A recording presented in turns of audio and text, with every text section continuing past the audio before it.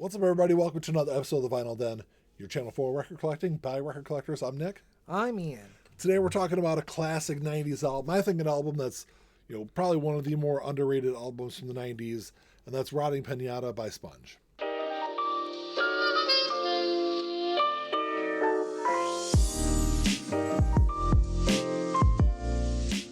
There's a bunch of links down below. You got links for the Vinyl Den Facebook group, for the merch page, for the Spotify and Apple Music playlist that I put together every week, and the Patreon page. So make sure you check all that out.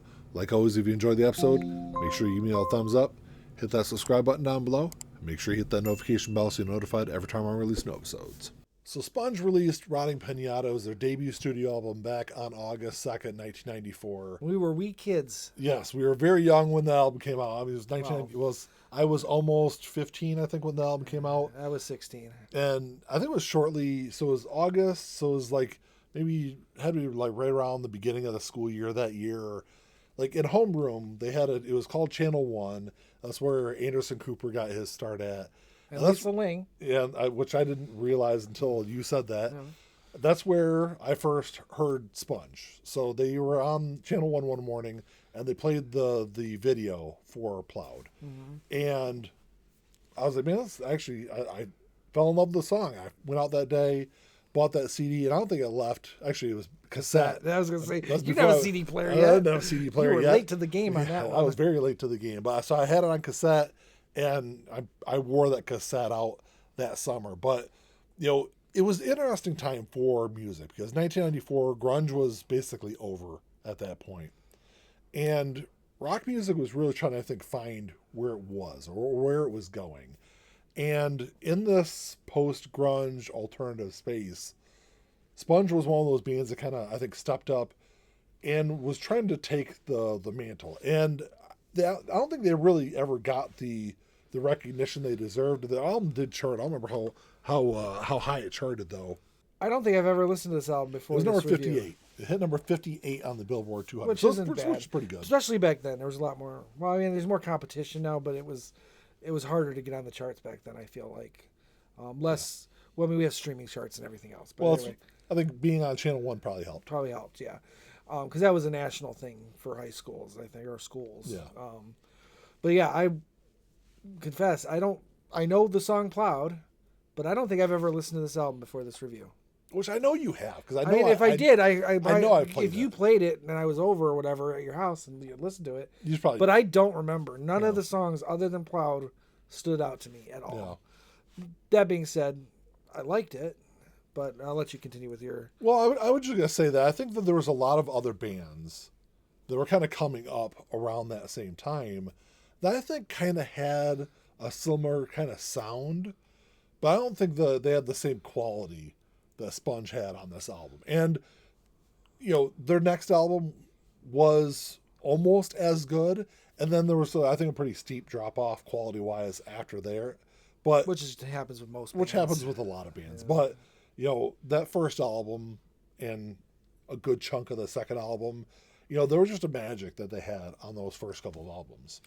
Yeah, I mean, I definitely know I haven't listened to any of their other albums. I find that kind of what you said about there were a lot of bands that similar sound. I feel like just one time listen, I'm coming at this almost as if it's my first time ever hearing this album, because I think it is. But I feel that there was a lot of different things going on.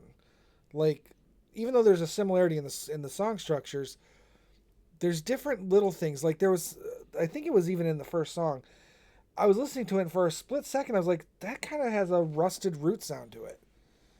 Something about the lyrical structure, like, that's weird, because 94 is when Rusted Root got popular. But then there's other songs that have kind of a live vibe to them. And live was hugely popular in 94, because Thorn Copper came out. So I think there's a lot of other things going on. Like, maybe they were trying to find a sound. They weren't, like, stuck on any one particular sound. That's the vibe I get for the whole album. Well, there's nothing specifically unique, but there's nothing specifically, like, it's not framed as one thing. There's multiple things going on. Yeah. So the only other big, I think, was I know Plowed, the lead song or the first song off the album. That was the big first single off Yeah, it. and it still gets played on classic rock radio. It probably does. And then Molly 16 Candles was the other big single off it, which you just mentioned a connection to. Well, just again, like I said, I don't remember listening to this album, but when I saw it come up on the playlist on my phone, I was like, Molly 16 Candles, Molly Ringwald. It's got to be a song about Molly Ringwald. Which is funny because I never made the connection between that and that song. But actually, I think that's another song that gets played because I've heard that on classic rock radio. Maybe too. it didn't ring familiar to me, but you know. I know I've heard it, but they're also a band that's from Michigan, so I probably hear them.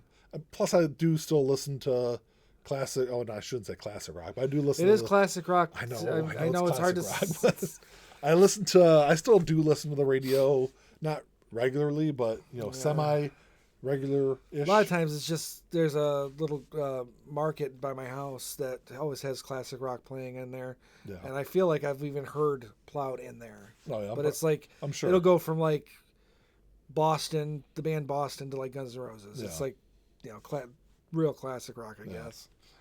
But I feel like I've heard that in there. I think one of the things you mentioned, I think is a big positive about this album. I think something that does help it kind of stand out in kind of a crowded field is kind of that like musical variety on this album that they do pull, I think, from a lot of different genres and different sounds. And that was like in 1994, this album I think was mainly recorded in like 93, maybe like early part of 94. And music at that time, I think, was still heavily relying on grunge and still really trying to pull from grunge and still trying to be having that really heavy grunge sound. And I think there is some of that still on this album, especially in the way that Vinny sings. He has that kind of grunge sound to his vocals on this album. But, like you said, they're pulling in so many different sounds and elements from other styles and other genres. It does have that more unique sound, compared to so many other bands that were coming up in the middle part of the decade. And the two bands I referenced in terms of like sounds I got wasn't to imply that they were like copying in any way, because obviously, like you pointed out, this was probably being recorded the same time Throwing Copper was being recorded and When I Woke was being recorded. But it's just, there was a certain vibe of that element of the music element that that I remember hearing from other artists. But you're right, there's no two songs are alike. That really stood out for me. It makes me want to listen to their catalog, man, and it makes me regret the fact that I don't. Just don't listen to their last several albums. No, I want to listen to the if I like an artist enough, I want to listen to the bad and take it with the good, because you never know. There's sometimes there's some diamonds in the rough on some really bad albums. Even Saint Anger has some, good stuff to it. I'm gonna explore the catalog because I've listened to this, and I may have listened to it before. I don't remember any of it other than the one song. I will say that you bring up Live, you bring up Rusted Root. Those are two of the more unique sounding bands of that time period also. So it kind of goes together with, Right. Rusted Root was doing completely their own thing. Yes. And Live was definitely playing in the same sandbox as some of these other bands, but they were playing their own gig, their own way within that sandbox, which is probably more relevant on their first album, but that was a few years before. And I don't think it really had as much success, nowhere near as much success as Throwing Copper. No. As far as things I could knock the album for, I guess if you're looking for bands in the middle part of the 90s, they were trying to do more experimental things. There isn't really anything like overly experimental on this album. I think as far as like mid 90s alternative rock albums go, it kind of did maybe play a little safe. Yes, like I said, they are pulling in different genres, different sounds, but it's all within that same rock, sphere. So maybe I guess that's like the one thing I can kind of knock the album for. This is one of those albums where, like I said, I think it's probably maybe not the most underrated album of the 90s, but I definitely put it up there in the running. Obviously it's got to be underrated to some degree because even stuff I didn't like, I was aware of it. And for some reason I always knew Sponge. The record cover is iconic. but for some reason I just don't ever remember listening to the album. That being said, yeah, I agree. There's nothing mind blowing going on here. No. But it's a good snapshot of a group of artists who are just trying to find their way, I think. Yeah. And on their first album, if that is sure that's their first that's album? their debut. Yeah. So I think as a snapshot of that, it stands out, and it still holds up. I mean, it is 1994. It sounds like 1994. It does. But it still holds up. It's something, again, listening to it technically for the first time, it could be an artist that likes 90s music and is copying that. It could just as easily be an album that came out today, because I feel like a lot of bands these days are trying to fit into a certain, not so much a genre of rock, but maybe an era of rock. Where you've got like Ghost, who kind of has that 80s metal sound to them. And then there's a lot of foreign bands that I've been getting into that either want to do like the 80s rock or like a 90s rock sound, or they're fitting in more of decades and eras rather than actually trying to fit into genres, which is fine, because I think there's a place for that as well. So this could just as easily have been a band that released an album for the first time in 2025. Yeah. It still holds up that well. As far as like the way the album is written, I think it does a good job of balancing this like introspection with not trying to be like overly angsty, which is something that maybe didn't happen so much in like 94, but I think like as the 90s went on, I think a lot of bands really kind of fell into that trap. Well, when it was happening in like the early 90s, it was new or at least kind of original. Whereas by the late 90s, it's like, okay, this has been done already. Yeah.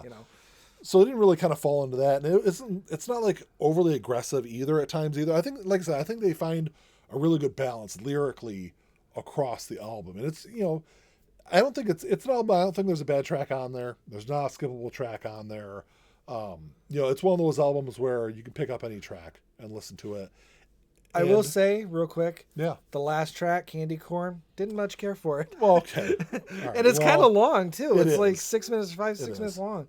But I didn't much care. That would be the only track that I would probably skip. Okay. Just to I'll give you that one. Yeah. And it's the last song on the album, so it doesn't really matter. It's a terrible way to end an album too. I mean, it's like usually you go out on a strong note, but that was a weak note to me. All the other songs, you're right. I don't think they're skippable at all. Okay, yeah, I completely forgot about the song Candy Corn. And once I started listening to the song, it sounds like one of those songs where I don't even know if it might not even like meant to be part of the album. It sounds like a song where they're just kind of like messing around in the studio.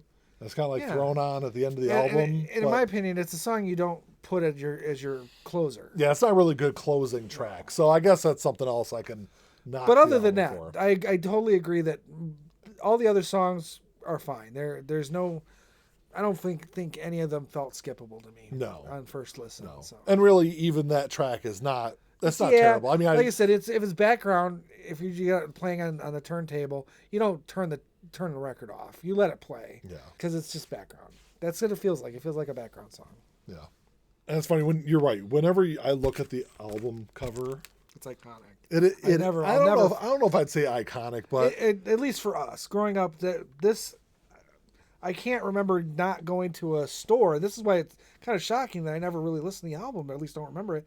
Is I can't remember ever going to a music store back when there were music stores, and not seeing this album. Ian, there's still music stores, but not like there was. I know. I'm talking about sold CD stores. I'm talking about the 90s. Yes. And not seeing this album somewhere. Like you're going through, that album cover always popped up.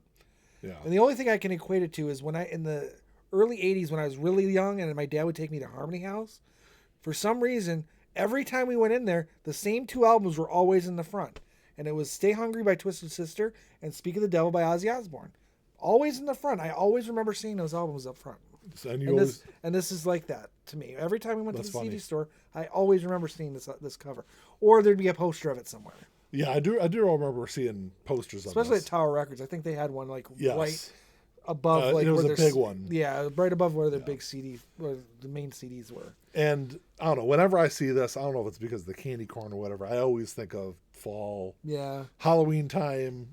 Although I think both of us don't mind eating candy corn. I love candy corn. Some people think candy corn is gross. Yeah, I know a lot of people who think it's gross, but I am not one of them. Candy corn is, incredible.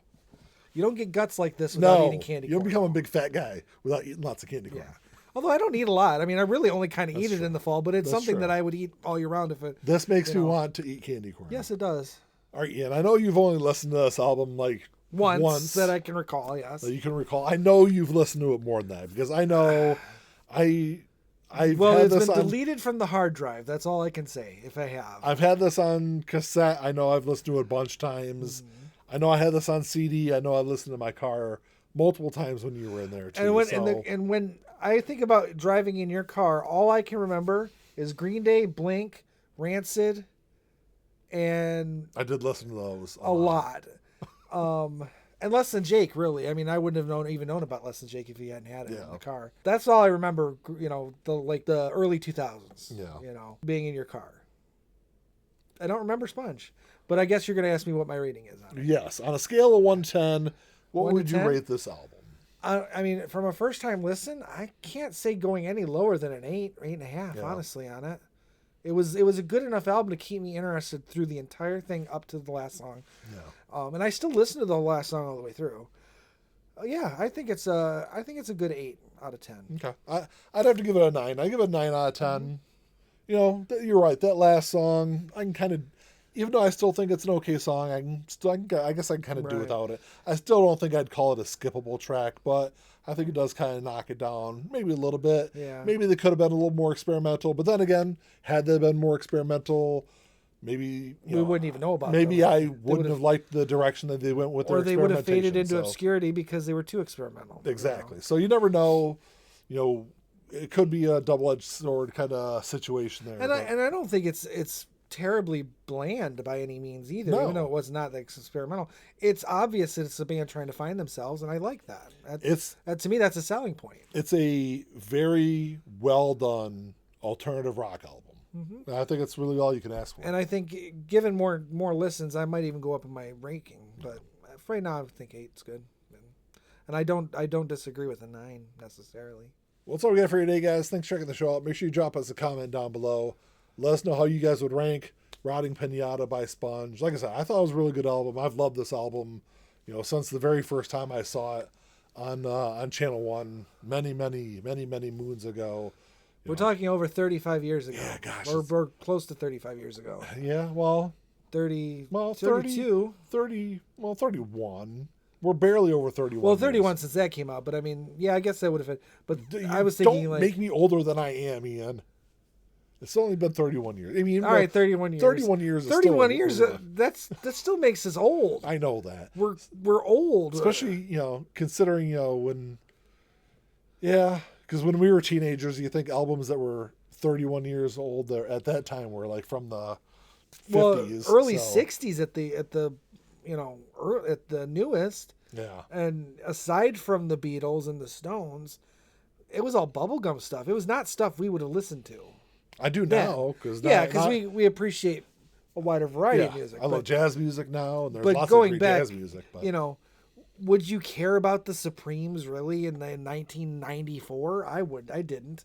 Do I appreciate what they represent now? Yeah.